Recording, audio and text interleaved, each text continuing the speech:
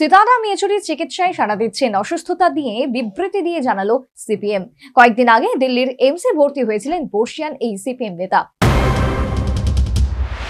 বেশ কিছুদিন ধরেই ফুসফুসের সংক্রমণে ভুগছেন সিপিএম এর সাধারণ সম্পাদক সীতারাম ইয়েচুরি। কদিন আগেই দিল্লির এইমসে ভর্তি হয়েছিলেন বর্ষিয়ান এই সিপিআইএম নেতা। বৃহস্পতিবার রাতে জানা গেছিল তার অবস্থার অবনতি হয়েছে এবং তাকে ভেন্টিলেশনে দেওয়া হয়েছে, কিন্তু সিপিএম এর তরফে শুক্রবার বিবৃতি দিয়ে স্পষ্ট করা হলো এমন খবর ভুল, সীতারাম স্থিতিশীল আছেন।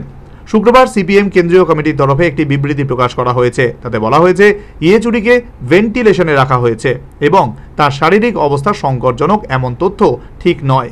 বর্তমানে তিনি দিল্লি এইমসের আইসিইউতে চিকিৎসাধীন রয়েছেন। তার শারীরিক অবস্থা স্থিতিশীল, চিকিৎসায় ইতিবাচক সাড়াও দিচ্ছেন তিনি। প্রসঙ্গত এর আগে 72 বছরের ইয়েচুরির ছানি অপারেশনও হয়েছিল, যে কারণে ইচ্ছে থাকলেও পশ্চিমবঙ্গের প্রাক্তন মুখ্যমন্ত্রী বুদ্ধদেব ভট্টাচার্যর প্রয়াণের পরও কলকাতায় শেষ শ্রদ্ধায় হাজির থাকতে পারেননি।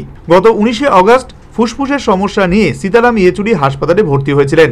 তার ফুসফুসে নিউমোনিয়ার সংক্রমণ ধরা পড়ে। এই মুহূর্তে এইমসের বিশেষজ্ঞ চিকিৎসক দল বর্ষিয়ান সিপিএম নেতাকে পর্যবেক্ষণে রেখেছেন। বর্ষিয়ান নেতার অসুস্থতার খবরে স্বাভাবিকভাবেই বিচলিত দলের নেতা কর্মীরা, তবে দলীয় বিবৃতি তাদের স্বস্তি দেবে। 2021 সালের 22শে এপ্রিল করোনা আক্রান্ত হয়ে মৃত্যু হয়েছিল ইয়েচুরির বড় ছেলে আশিসের। তিনি পেশায় সাংবাদিক ছিলেন। বেশ কয়েকদিন ধরে অসুস্থ থাকার পর মৃত্যু হয়। সেই সময় টুইট করে এ খবর জানিয়েছিলেন ইয়েচুরি নিজেই। বিপিন সরকারের রিপোর্ট, নিউজ ভ্যানগার্ড।